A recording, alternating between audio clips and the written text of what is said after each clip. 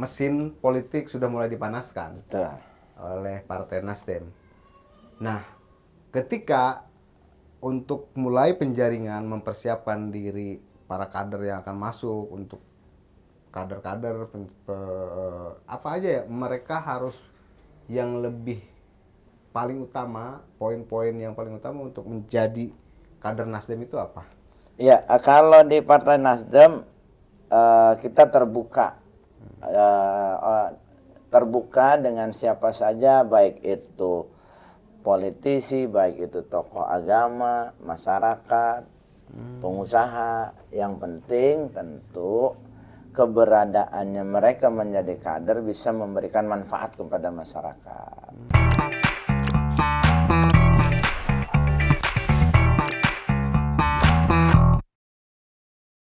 Assalamualaikum warahmatullahi wabarakatuh, sahabat Banten Podcast.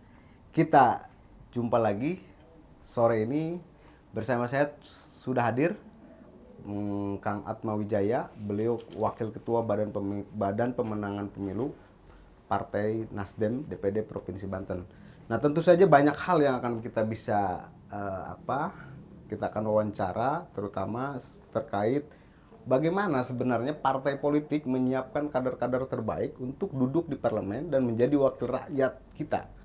Karena Badan Pemenangan Pemilu salah satu tugasnya adalah untuk menjaring, memverifikasi para kader, para calon kandidat-kandidat untuk maju di parlemen. Ketika nanti ada anggota DPRD yang sudah jadi kemudian tidak bertanggung jawab, tidak pro rakyat, maka salah satu tugas dan tanggung jawabnya sebenarnya ada di orang ini. Selamat sore Bang. Selamat Atma. sore, siap. Alhamdulillah sudah hadir dari 2025 Bang. Ya. Saya minta Abang Ya. untuk bisa hadir di sini. Dan ini perdana saya Dari podcast. 2024. Iya, Setahun baru dijawab. 2 tahun lebih. 2 tahun. 2 tahun baru ngejawab. Baru menyatakan siapa Waiting listnya panjang amat. Waiting list. Baru mikir. Tadi seperti saya sampaikan di awal, Bang. Ya. Bahwa ketika yang duduk di DPRD setelah mengikuti konstelasi politik, mereka duduk, terpilih. Nah, ketika terpilih itu sebelumnya ada peran Bapilu Betul. untuk memverifikasi kandidat-kandidat yang akan maju di parlemen. Ya. Begitu. Nah, sekarang banyak masyarakat kecewa terhadap anggota DPRD karena tidak pro, tidak peduli dan lain sebagainya begitu. Nol suara lah ya. Nah, sebenarnya di situ ada Bapilu. Kita akan menuntut Bapilu bagaimana melahirkan orang-orang yang duduk di parlemen mewakili rakyat ketika ada krisis kepercayaan dari masyarakat, Bang. Ya. Ini meja pengadilan buat apa? Ini menjadi pengadilan buat Wakil Ketua Badan Pemenangan Pemilu Partai Nasdem. Ya, baik. Terima kasih. Pertanyaan berat di awal, di luar skenario pemikiran saya sebenarnya ini. Ya. Terima kasih. Tentu di lembaga partai politik itu ada di semua partai saya kira. Ada namanya bidang Bapilu, Badan Pemenangan Pemilu. Memang Bapilu ini tugasnya adalah bagaimana menyeleksi, kemudian meneliti kader-kader ataupun dari tokoh atau dari masyarakat lain untuk menjadi calon legislatif. Nah, tentu Bapilu punya tanggung jawab penuh. Lalu bagaimana ketika sudah jadi, tentu partai juga tidak lepas tangan kita. Tentu kita kawal kader-kader Partai Nasdem, di mana saat ini kita punya 40 anggota fraksi se-kabupaten kota se-Banten, kemudian di DPRD provinsi juga 10. Nah, di DPR RI kita ada 3. Nah, memang belakangan ini atau publik rame ada istilah percuma kita memilih, ketika jadi mereka lupa. Nah, ini tugas atau peran partai di sini yang mengingatkan mereka yang jadi. Peran partai kan? Iya, peran partai. Tentu kita mengingatkan mereka. Kita kan ada evaluasi, ada rapat koordinasi antara DPW dengan anggota fraksi se-Banten, di mana itu pembahasannya adalah bagaimana kita mengetahui situasi atau peristiwa yang terjadi. Dan tentu di situ partai kita mengingatkan kepada mereka agar jadinya mereka, keberadaan mereka di lembaga legislatif, di DPRD ini jangan sampai tidak ada manfaatnya buat masyarakat. Dan manfaatnya buat partai. Betul, kalau itu secara otomatis, artinya ketika kader itu sudah masuk legislatif, dia bukan lagi bertanggung jawab kepada partai, tapi bertanggung jawab kepada masyarakat yang memilihnya, mulai peran-peran mereka. Jangan sampai ada masyarakat yang kesusahan misalkan karena fasilitas umumnya rusak, mereka diam aja gitu kan. Itu nggak, kita ingatkan mereka melalui kewenangan mereka di legislatif agar bagaimana pemerintah eksekutif ini berperan atau mengingatkan pemerintah supaya memfasilitasi fasilitas umum misalnya seperti jalan atau apa untuk kenyamanan untuk masyarakat. Jadi boleh ya, misalkan masyarakat nanti mendatangi ketika mereka kecewa terhadap anggota dewan, datang ke Bapilu Boleh. atau ke Kita partainya. kita Itu, terima. si partai itu bisa mem-PAW atau menggantikan orang tersebut ya. Nah, kalau sampai PAW itu kan tentu butuh proses ya. Kalau ada aspirasi, ada masyarakat yang mengingatkan, kita akan sampaikan kepada mereka. Ini loh, di dapil kakak ada orang yang misalkan mengaspirasikan di sana misalkan ada kekeringan, jalan rusak. Tolong ini dibahas atau dibawa nanti ke forum resmi melalui forum di DPRD, karena kita kan punya fraksi. Fraksi kita hampir dari 8 kabupaten kota 7 penuh. Artinya satu fraksi full. Nah, di situ agar mereka mewujudkan program-program mereka atau janji-janji mereka ketika kampanye, kan nggak mungkin mereka nggak punya janji kepada masyarakat. Artinya partai ngingetin jangan sampai menyenyakan kepercayaan masyarakat kepada Partai Nasdem yang sudah memberikan kepercayaannya pada 2024 yang lalu, yang kursi kita kan melonjak drastis. Kayak di provinsi dari 4 kan kita 10, itu hampir 100% lebih. Begitu juga dengan kabupaten kota, dari 20 ke 40 itu kan berarti 100%. Itu kerja partai ya. Iya, makanya kemarin Ketua DPW di sambutan pelantikan itu mengatakan gini, untuk meraih kemenangan itu mudah, tapi menjaga amanah yang lebih, yang susah. Ini artinya apa? Ketua DPW mengingatkan di forum resmi, anggota fraksi kalau sudah jadi jangan melupakan masyarakat atau konstituen yang memilihnya. Begitu. Tapi begini Bang, cara kerja legislatif dan eksekutif itu kan berbeda. Betul. Eksekutif punya badan khusus melalui program-programnya. Nah, peran partai terhadap anggota-anggota legislatif untuk membantu rakyat gimana caranya?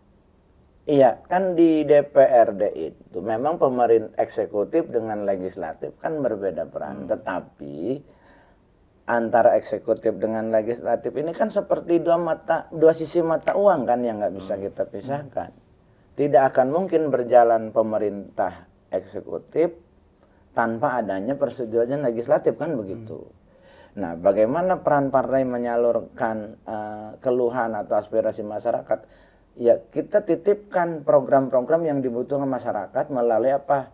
DPRD, terutama fraksi dari Partai Nasdem. Misalkan di sana butuh irigasi untuk perairan bagi petani, ya kita sampaikan kepada mereka, dan mereka nanti sampaikan kepada mitra kerja mereka di komisi, kayak misalkan pertanian di komisi 2, pembangunan di komisi 4, ya kan, pendidikan, kesehatan adanya di komisi 5 gitu. Karena begini Bang, Abang saya posisikan ini sebagai orang yang representatif dari Partai Nasdem. Ya kan, mewakili Partai Nasdem, wakil ketua Badan Pemenangan Pemilu namanya. Artinya ketika suara Abang ini pasti didengar oleh publik dan sangat layak untuk dipercaya. Kemudian pertanyaannya, kembali lagi kepada proses seleksi pada kandidat tadi. Saya belum puas menemukan jawaban itu. Ini patokannya partai itu hanya karena banyak uang si kandidat-kandidat ini, atau di tracking track recordnya sehingga muncullah kader-kader yang unggulan gitu loh bang, sehingga ketika mereka terpilih benar-benar berdampak besar terhadap partai, mendongkrak perolehan suara partai dan juga popularitas ke masyarakat gitu. Ada nggak proses seleksi yang ketat gitu? Dan sejauh mana bang kekuatan isi tas sama dia punya eh, basic sosial di masyarakat yang banyak gitu. Ada nggak misalkan ininya gitu ya, iya. trackingnya? Iya, komparasinya memang kan kalau kita untuk seleksi pencalegan itu, terutama kita melihat keberadaan individu orang tersebut, bukan hanya soal finansial ya. Artinya begini, ketika uang banyak pun di masyarakat juga tidak diterima, ya bukan sia-sia, artinya tidak tepat. Makanya dalam seleksi itu kita lebih mengedepankan kepada ketokohannya. Kita kan nanti ketika mereka daftar, kita tracking nih latar belakangnya apa. Misalkan dia punya pengaruh besar di satu dapil atau satu wilayah itu, kemudian ketika kita tahu itu kita tarik, tujuan kita apa, supaya nanti misalkan dia jadi ke depan kan dia bisa membawa aspirasi masyarakat sekitar. Makanya caleg-caleg kita yang jadi saat ini di Banten, di DPRD Banten itu kan putra putri asli dapilnya masing-masing kita. Kita nggak ada orang dari luar yang jadi ya. Contoh kayak di Lebak, Pandeglang kita punya Kakak Rika, di Kota Serang punya Bu Jasmarni, Tangerang? ya, Tangerang punya Pak Wawan, Bu Uswatun sama Kak Safira, ya kan. Di Tangsel punya Pak Agus. Yang notabene adalah tokoh-tokoh dari daerah itu.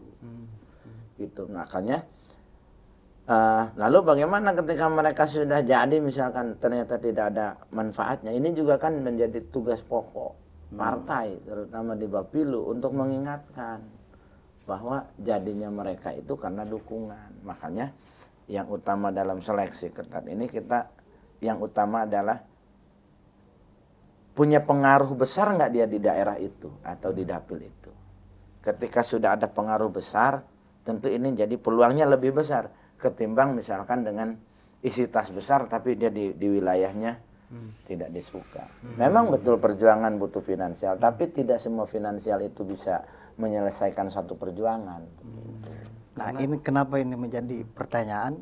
Karena kemarin di media mainstream sudah muncul Nasdem menargetkan kursi ketua dewan sama kepala Kursi daerah, pimpinan. Iya betul. Belum, padahal masih jauh loh Masih ya. jauh pemilu. 2022 Sudah berbicara kekuasaan. Kita kepancing makanya nih. Ini Nasdem ini kok udah ini, dan momen kemarin itu juga bisa dijelaskan bang dalam rangka curi star atau dalam rangka apa? Bukan curi setar sebenarnya. Kalau di dalam politik ini kan udah 2026. Kalau secara jadwal kan 2029. Ya. Berarti tinggal 2 tahun lagi lah. Dan belum tentu bang, daerah itu kan di keputusan terakhir itu kan beda dengan pusat. Betul. Pileg dan pilpres sama pilkada. Iya betul, makanya kan sambil menunggu keputusan final pusat terkait undang-undang pemilu, kan tetap kita harus mempersiapkan. Makanya kenapa Ketua DPW mengatakan kita target di DPRD itu menjadi pimpinan, kemudian menjadi kepala daerah di masing-masing kabupaten kota, supaya apa? Ketika kader kita ada di lembaga eksekutif dan legislatif, itu akan lebih memudahkan lagi menyekruk. Artinya itu aspirasi masyarakat cepat kita realisasikan gitu. Tapi kan nggak ideal bang. Kalau lembaga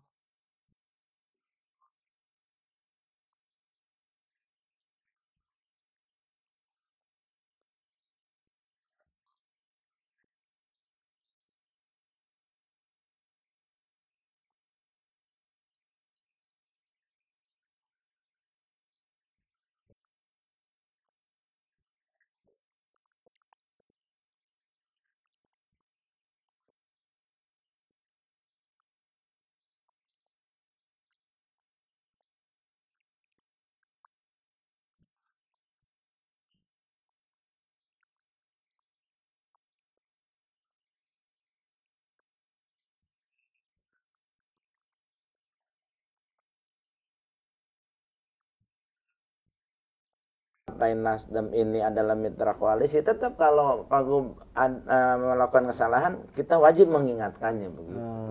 Dia juga senior, Bos. Pak WH kan mantan gubernur Iya, Banten. gubernur sebelumnya begitu. Bahkan saling senggol.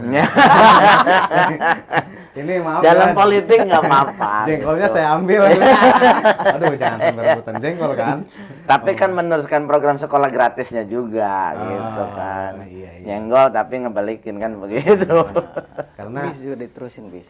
iya, bener-bener bis juga diterusin. Tapi Bang, ngomong-ngomong soal sosok nih. Ya. Saya pikir, semoga saya salah, Mm-mm. nggak ada lagi dari kapasitas dan pengalaman tentu Pak WH saat ini masih layak lah yang dipertimbangkan. Hmm. Nah, Untuk ketika kembali. Untuk dipertimbangkan apa? jadi kepala daerah lagi, Itu masih lama, jangan dulu berandai-andai. Kita pemerintah sekarang kan masih Pak Androsoni dan Pak Dimyati.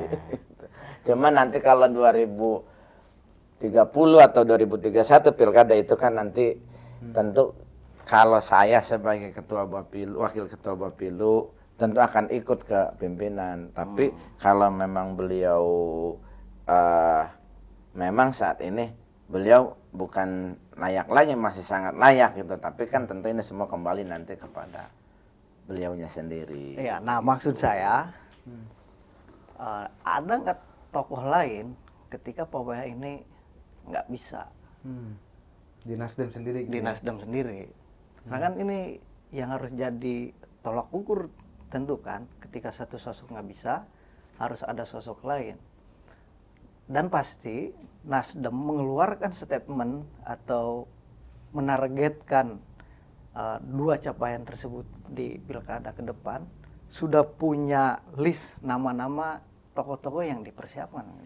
Kalau sampai saat ini kita tetap masih Pak WH yang menjadi tokoh sentral utama kita di Banten. Jadi ya kalau misalkan pun nanti beliau turun gunung lagi gitu kan, kalau sekarang kan udah di Senayan nih, gitu. Ya. Nah, turun gunung lagi atau apa ya nanti kita menyerahkan sepenuhnya. Tapi sebagai struktur partai tentu kita akan yang mendukung penuh kalau kader, apalagi beliau sebagai ketua DPW misalkan turun langsung. Tapi kan dia udah bicara begini Pak WH itu di sambutan kemarin. Jadi gubernur itu lebih rumit, lebih pusing katanya dibanding anggota DPR RI. Nah gitu. Artinya dia sepertinya nggak berminat lagi menjadi gubernur. Udah jangan berpolitik, jangan pusing-pusing, jangan rumit-rumit. Jadi gubernur mah pusing. Nah kalau yang itu masih silahkan tafsirkan sendiri. Kalau belum paham tanyakan ke beliau langsung. Gitu. Abang kan sekaligus jubir pula. Iya. Tapi kan ada hal tertentu yang nggak bisa saya sampaikan kan begitu. Masih rahasia. Memang politisi ulung jawabannya susah disudutkan. Oh ya, alis banget Pak WH. Iya kan? Susah di. Itu kan menyayangkan sikap Pak WH gitu kan. Ada yang bisa kita tangkap sikap beliau untuk kita ini kan secara kader atau struktur. Ada juga yang beliau sendiri yang butuh memberikan penjelasan kan begitu. Itu belum tentu yang saya omongin nanti sama atau apa kan. Kalau misalkan Kang Benny masih bertanya-tanya makna itu kan bisa langsung kepada beliau. Karena hitungannya 1 tahun 2 tahun di politik itu bukan waktu yang lama. Oh iya, Untuk persiapan misalkan pemilu 2029 Betul. pilkada. Iya. Itu bukan waktu yang Betul. lama Bang ya. Nah makanya kita sekarang di internal itu kan sedang mempersiapkan struktur organisasinya. Kemarin kita pelantikan DPW dengan DPD. Nanti bulan depan kita akan konsolidasi di tingkat DPC atau kecamatan. Jadi semua tingkat kecamatan itu kita adakan konsolidasi pelantikan. Kemudian nanti di tingkat DPRT juga supaya sampai 2026 ini infrastruktur partai sudah terbentuk. Ketika sudah terbentuk, nah ini baru tinggal kita melakukan gerakan-gerakan ataupun memberikan program-program yang nyata kepada masyarakat gitu. Dalam dalam persiapan politik itu 2 tahun itu kan bukan waktu yang lama menurut saya. Apalagi 2 tahun, orang baru jadi aja dia harus mikir bagaimana jadi lagi kan ke depan kan begitu. Dalam politik gitu, Dalam Bang. politik ya harus begitu. Kalau enggak, ketika dia jadi terlena ya udah berarti masa semangat politik dia sampai di situ aja. Gitu. Bang, tadi ngomongin seleksi lagi, Bang. Saya masih menemukan ada beberapa kader, bukan kader ya, anggota DPRD yang di provinsi itu seperti apa ya, Bang? Kurang kritis di dalam sidang, ketika ada paripurna tidak nampak muncul. Itu suka ada evaluasi tersendiri nggak, Bang? Kayak misalkan paripurna hanya datang, duduk, diam. Ketika ngomongin, padahal ngomongin APBD, ngomongin perda, hal-hal yang penting, tapi jarang muncul, kecuali mungkin yang sering muncul hanya ada sih beberapa sih, coba ada juga gitu. Nah, suka jadi evaluasi juga kalau misalkan Iya, kita evaluasi, makanya DPW itu per setiap bulan sekali kita adakan rapat koordinasi namanya. Rapat koordinasi antara DPW dengan anggota fraksi DPRD provinsi dan DPRD kabupaten kota. Diamnya mereka di paripurna bukan berarti kita tidak berperan. Justru kita lebih menekankan mereka lebih berperan di sisi pembuatan program-program pemerintah melalui mitra kerja di OPD masing-masing. Misalkan di Lebak Pandeglang itu lebih banyak membutuhkan alat pertanian. Pak WH mendorong kepada mereka agar apa? Ini masukkan program untuk pertanian supaya apa? Petani-petani di wilayah Pandeglang Lebak terbantu, misalkan dengan bantuan Alsinta ya, alat pertanian gitu kan.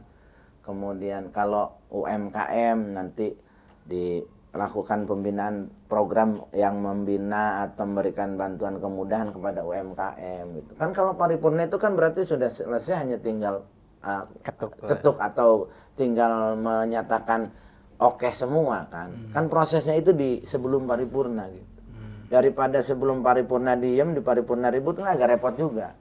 Gitu, mending dibahas di pembahasannya itu gitu. Tapi kita tetap akan di setiap diskusi atau evaluasi itu kita, Pak WH sebagai ketua DPW biasanya sering menanyakan bagaimana situasi terkini di wilayah masing-masing gitu. Begitu. Jadi di kemarin itu waktu pelantikan itu, Bang, Wakil Ketua Umum DPP Saan Mustafa, dia juga memberikan pesan bahwa berkolaborasi sebagai partai pengusung ya di Banten ya. Terus berkolaborasi dengan baik dengan pemerintah. Artinya kalau saya nangkep nih, versi saya dan bisa salah, Nasdem ini tidak dihadirkan untuk ngomongin Banten, tidak dihadirkan untuk punya nilai kritis, karena dipesankan untuk berkoalisi dan bersinergis dengan pemerintah gitu. Itu Wakil Ketua DPP loh yang ngomong, Bang. Iya, kan maknanya berkolaborasi, artinya bekerja sama. Iya. Nah, kan untuk mewujudkan kepentingan masyarakat ini kan kita juga nggak bisa bermusuhan dengan pemerintah dong. Kang, ya kan? Kenapa? Karena bagaimanapun pemerintah yang punya program. Apalagi kalau di Banten kita kan sebagai mitra koalisi yang mendukung Gubernur Pak Andra dengan pasangan Pak Dimyati kan begitu. Tetapi bukan berarti kita dilarang kritis. Hal-hal tertentu boleh selama itu membuat, misalkan kebijakan itu membuat rakyat sengsara, ya kita juga memberikan penilaian gitu, memberikan masukan kepada pemerintah gitu. Misalnya di kondisi kepemimpinan Andra Dimyati saat ini, apa yang menjadi nilai kritik dari Partai Nasdem? Catatan partai. Udah 2 tahun masuk kepemimpinan Andra Dimyati. Ya. Nggak ada kayaknya sempurna. Nggak ada kayaknya, Bang ya. Bukan berarti nggak ada ya. Kalau kita kan sebagai mitra, selama Pak Andra ini menjalankan kepemimpinannya masih berpihak kepada masyarakat ya kita dukung.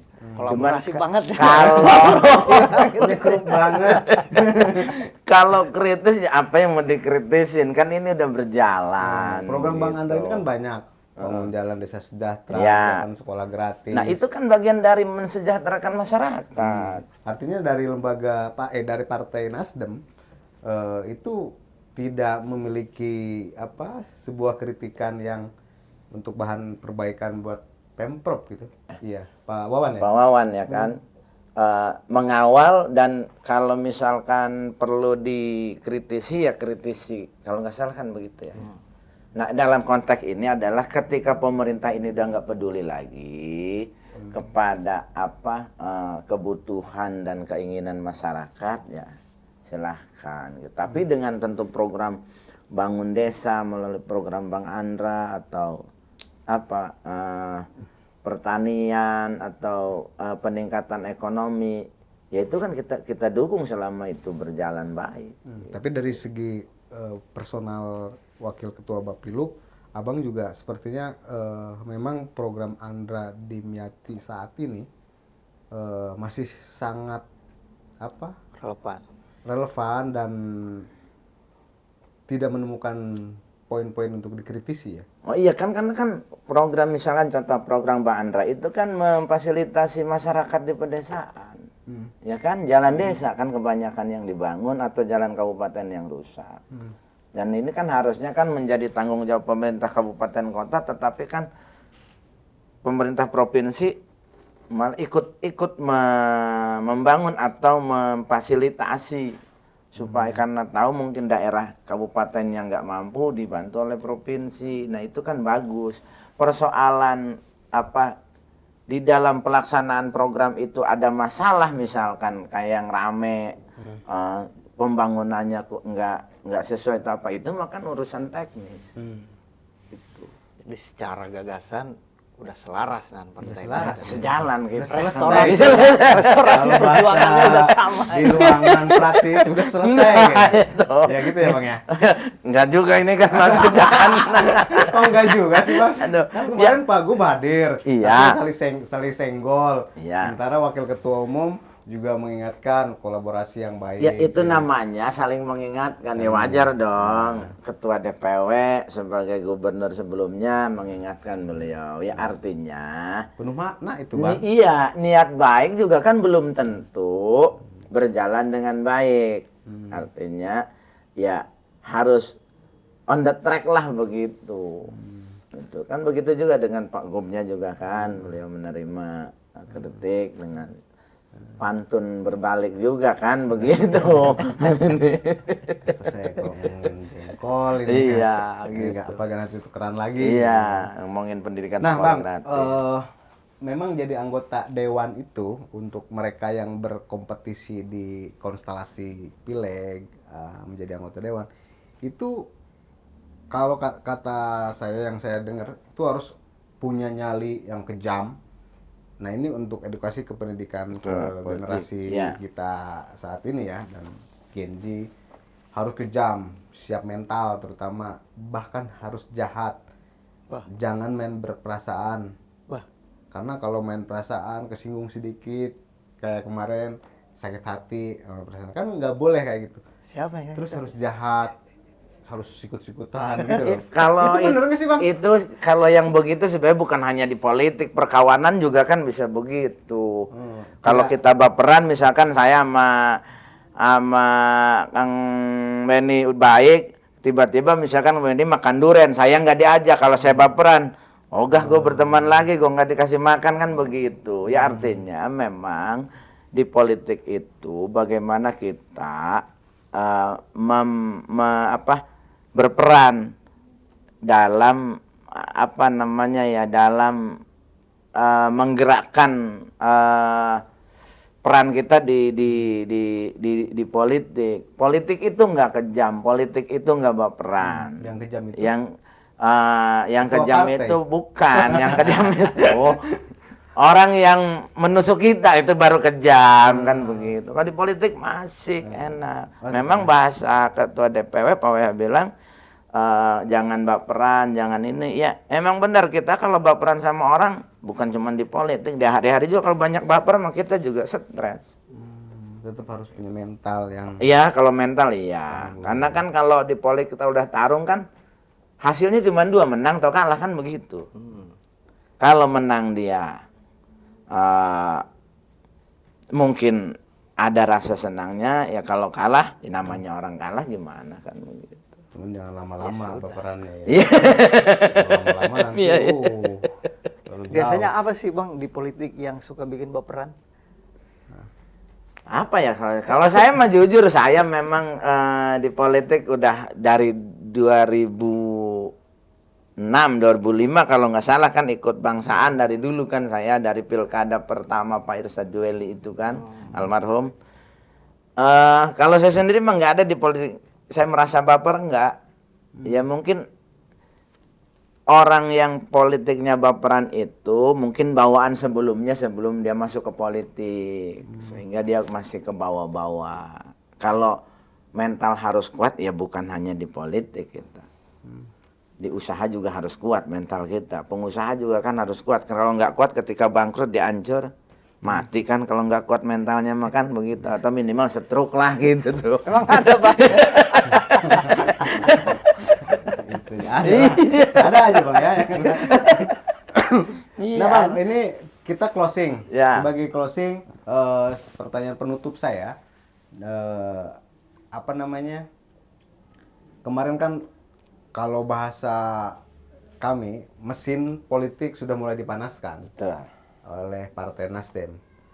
Nah, ketika untuk mulai penjaringan mempersiapkan diri para kader yang akan masuk, untuk kader-kader apa aja ya, mereka harus yang lebih paling utama, poin-poin yang paling utama untuk menjadi kader Nasdem itu apa? Ya, kalau di Partai Nasdem kita terbuka. Terbuka dengan siapa saja, baik itu politisi, baik itu tokoh agama, masyarakat, pengusaha. Yang penting tentu keberadaannya mereka menjadi kader bisa memberikan manfaat kepada masyarakat. Artinya ketika mereka ingin berperan, ingin menjadi caleg ya kan, kita berikan pintu yang selebar-lebarnya. Tentu ketika di tahap berikutnya kan kita juga akan seleksi di mana peran mereka di masyarakat, gitu kan. Insya Allah kita terbuka bagi masyarakat Banten yang mau ikut gabung dengan Partai Nasdem. Kita sangat terbuka untuk menerima warga masyarakat. Kita nggak akan neko-neko, nggak akan macam-macam. Kita malah senang kalau masyarakat kita ikut semua gabung, berarti kepercayaan publik kepada Partai Nasdem, nah itu. Karena keberhasilannya kalau Iya, saya lihat di situ Bang ya. Iya, kita dari 4 kursi ke 10 ini kan luar biasa. Apa kepercayaan masyarakat Banten kepada Partai Nasdem. Di kabupaten kota juga begitu. Naik semua ya? Iya, tinggal sekarang gimana caranya dari yang sudah berhasil ini menjadi lebih berhasil lagi, agar apa? Semakin kuat peran kita di pemerintah, semakin mudah mewujudkan aspirasi ataupun keinginan masyarakat. Dan kenaikan kursi itu Bro, kalau selalu tahu, itu faktor dari Badan Pemenangan Pemilu di dalamnya. Wow. Iya. Kalau enggak juga. Kan Badan Pemenangan Pemilu namanya Di juga. Secara makna di apa coba? di partai itu peran kolektif kolegial, bukan Superman begitu. Ini apa Pilo? Tapi lu hanya mengkoordinir gitu. Ada lagi nggak Bro? Gitu deh. Cukup ya. Cukup, alhamdulillah. Bang, terima kasih Oke, udah siap. hadir di sini dan semoga ini dari obrolan-obrolan kita tadi ada manfaatnya Bang. Amin, amin, amin. Ada manfaatnya, jadi kita menepis kalau mau masuk ke Nasdem harus menggondol-gondol uang. Nggak gitu. Nggak mesti Bang ya. Nggak ada. Termasuk termasuk Maksudnya nanti. aja itu Gak usah pertama. Saya sebagai Bapilu nanti ini juga termasuk, mudah-mudahan ini nggak kategori kampanye ya. Artinya ketika nanti masyarakat mau ikut mencalegan di Partai Nasdem, insya Allah kita nggak ada harus setor uang, setor di muka atau di belakang mahal kalah. Karena kita nanti akan bentuk tim juga, tim seleksi. Nanti kita ambil dari akademisi, dari internal, ya kan, dari eksternal untuk menilai melalui bedah visi dan misi kita kepada para caleg itu. Ya barangkali kan kita juga nanti minat kalau nggak ada mahar. Iya. Bahkan studionya dipindahin nanti ke Nasdem kan gitu. Kita nanti akan Siap. bikin program itu, Bang. Siap. Sekali lagi Kita terima sambut. kasih Oke. udah menyempatkan diri di kita. Semoga Abang selalu dalam keadaan sehat dalam menjalankan Amin. aktivitas kesehariannya Amin. dan tugas-tugas beratnya di partai. Ya. Terima kasih, Bang. Oke. Thank Sukses. you.